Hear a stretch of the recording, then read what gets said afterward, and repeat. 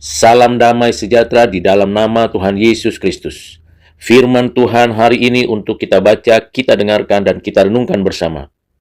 Dari surat Yakobus pasal yang ketiga, ayat 1 sampai dengan ayat yang kedua. Demikianlah firman Tuhan. Saudara-saudaraku, janganlah banyak orang di antara kamu mau menjadi guru. Sebab kita tahu bahwa sebagai guru kita akan dihakimi menurut ukuran yang lebih berat. Sebab kita semua bersalah dalam banyak hal. Barang siapa tidak bersalah dalam perkataannya, ia adalah orang sempurna yang dapat juga mengendalikan seluruh tubuhnya. Berbahagialah kita yang mengerti firman Tuhan ini, melakukannya dalam kehidupannya sehari-hari, dan menjadi saluran berkat dari firman yang dilakukannya. Saudara yang kekasih di dalam Kristus, Yakobus mengingatkan dan mengajak kita sebagai orang Kristen di zaman ini untuk berhati-hati dan berjaga-jaga di dalam menggunakan kata-kata kita. Karena kita tahu seperti Tuhan Yesus sampaikan kepada murid-muridnya, menurut ucapanmu engkau dibenarkan, menurut ucapanmu engkau dihukum. Seringkali kita berbicara sembarangan, sembrono, ceroboh, tidak dipikirkan dulu dan tidak dipilih kata-kata yang tepat untuk dilontarkan kepada orang lain atau kepada diri sendiri. Lidah hanya instrumen dari alat ucapan kita, tetapi di balik perkataan yang kita susun dari huruf yang didengar oleh orang lain, sesungguhnya ada cara pandang, pemikiran. Apa yang kita pikirkan dan apa yang menjadi perbendaharaan perkataan, itu yang kita lontarkan, kita ujarkan, kita sampaikan, baik dengan nada, volume yang beragam, atau yang datar, yang tinggi, atau yang merendah, yang biasa-biasa saja, atau penuh emosi, perasaan, dan sebagainya. Pada bagian ini, Yakobus mengecam atau mengkritisi keinginan dari orang-orang yang ingin menjadi guru, suka mengajar, menyampaikan berbagai pengetahuan dan berlebih-lebihan, sehingga lupa atau tidak memperhatikan penguasaan dirinya. Apa yang harusnya dikatakan dan apa yang harusnya tidak dikatakan tidak terkendali. Karena cara pandangnya berpusat pada diri. Kekuatan yang disampaikan melalui perkataan itu bisa membangun, tetapi juga bisa merusak. Ini bukan mengarahkan pada satu sikap anti terhadap profesi guru. Ini juga bukan suatu dorongan untuk orang-orang yang ingin mengajar tidak perlu lagi untuk mengajar. Atau mereka yang biasa berkhotbah, biasa menyampaikan renungan, tidak lagi melakukan itu. Tidak demikian. Yang dimaksud oleh Yakobus ialah kita sebagai orang Kristen perlu memperhatikan perkataan kita itu benar-benar harus memiliki kualitas dan berdampak membangun.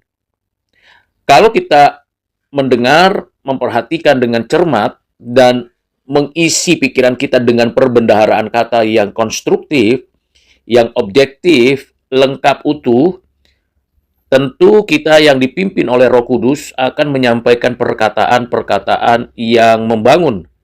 Bukan menghakimi tanpa solusi. Bukan menjatuhkan tanpa membawa rekonsiliasi. Kita harusnya tidak hanya mengatakan kesalahan, tetapi juga mengatakan yang benar.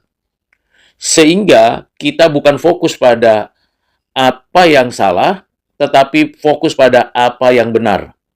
Memang kita harus berani mengkritisi hal-hal yang buruk, yang cemar, yang tidak baik, yang tidak sesuai dengan rancangan kehendak Tuhan, yang tidak objektif, yang tidak konkret. Kita bisa mengkritisi itu. Namun, kita juga perlu waspada dan perlu untuk meningkatkannya dengan memberikan pemikiran-pemikiran yang membangun, memberikan solusi, perkataan-perkataan yang memberikan motivasi, bahkan tuntunan, bimbingan, arahan agar orang yang berada di dalam posisi dia sudah keliru atau tidak beres hidupnya, dibangkitkan, ditarik, dibawa kepada kebenaran. Di sanalah letaknya seorang guru. Seorang yang memberikan dirinya untuk menjadi contoh model dalam mendidik, mengajar, memberikan arahan. Bukan hanya berhenti pada instruksi-instruksi, perintah-perintah belaka terhadap yang mendengar, atau mengkritisi sambil memberikan penghakiman-penghukuman. Itu bukan wilayah yang harusnya di dalam kehidupan orang Kristen. Misalnya saja seorang ayah yang memberikan teguran kepada anaknya yang melakukan tindakan hal yang buruk. Seorang ayah tidak hanya menegur, memberikan kritik, memberikan penilaian, tetapi memberikan juga solusi bahwa harusnya, sebaiknya, seperti ini yang harus dilakukan berdasarkan ajaran firman, pengertian yang benar, dan keutuhan dari kehidupan yang sesungguhnya yang Tuhan mau. Saudara yang kekasih di dalam Kristus, kalau kita kaitkan dengan apa yang dikatakan Tuhan Yesus, menurut ucapanmu engkau dibenarkan, menurut ucapanmu engkau dihukum, berarti kita sedang atau berada di dalam posisi pengadilan. Karena kita ketika berbicara, kita sebenarnya sedang menyaksikan diri sebagai saksi Kristus atau saksi dusta. Ketika kita sebagai saksi dusta, maka segera saat itu kita sedang berada dalam penghukuman. Dijatuhkan satu penghukuman. Ketika kita dalam saksi sebagai saksi kebenaran, saksi Kristus, kita mengungkapkan yang benar. Memang perlu memperhatikan volumenya suara, intonasinya, tinggi rendahnya, emosi yang diberikan, energi pada perkataan, dan semuanya itu harus benar-benar sesuai dengan konteksnya. Jangan saja tiba-tiba guru marah-marah, atau orang tua begitu marah-marah, pemimpin marah-marah, tanpa diketahui oleh dirinya penyebabnya, atau bahkan alasan yang logisnya, atau alasan yang paling pentingnya itu apa.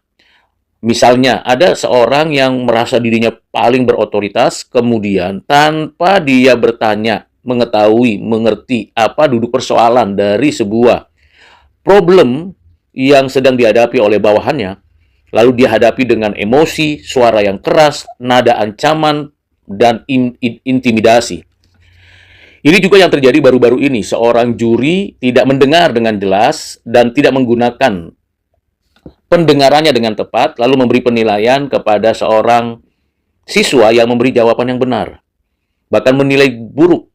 Ini sesuatu pembelajaran. Kalau kita mau banyak bicara yang baik, mengambil keputusan dengan perkataan, belajarlah mendengar dengan banyaklah mendengar. Mendengar hal yang benar, mendengar hal yang tepat, mendengar hal yang proporsional. Sehingga ketika kita merespon apa yang kita dengar, kita bisa memberikan pernyataan-pernyataan yang membangun, yang memberikan arah, dan yang memberikan bukti-bukti yang logis. Saudara yang kasih dalam Kristus, Yakobus memberi peringatan hal itu. Pada bagian ini, perlu kita perhatikan. Matthew Henry memberikan penjelasannya seperti ini. Sebenarnya, pada bagian Yakobus 3 ini, sampai nanti ayat 12, dituliskan bahwa ini menggambarkan suatu sisi lain dari iman dan perbuatan. Iman yang harusnya hidup dan menghidupkan. Iman yang sungguh-sungguh tidak memperlakukan orang lain dengan semena-mena. Perbuatan yang memberikan kehidupan dan perilaku melalui perkataan. Orang Kristen yang menegakkan imannya dengan cara yang dikecam, ini memalukan. Orang Kristen harusnya adalah orang Kristen yang menjaga lidahnya. Jangan sampai menjadi orang Kristen yang menggunakan kata-katanya itu dengan semena-mena, mencela, merusak, dan sebagainya.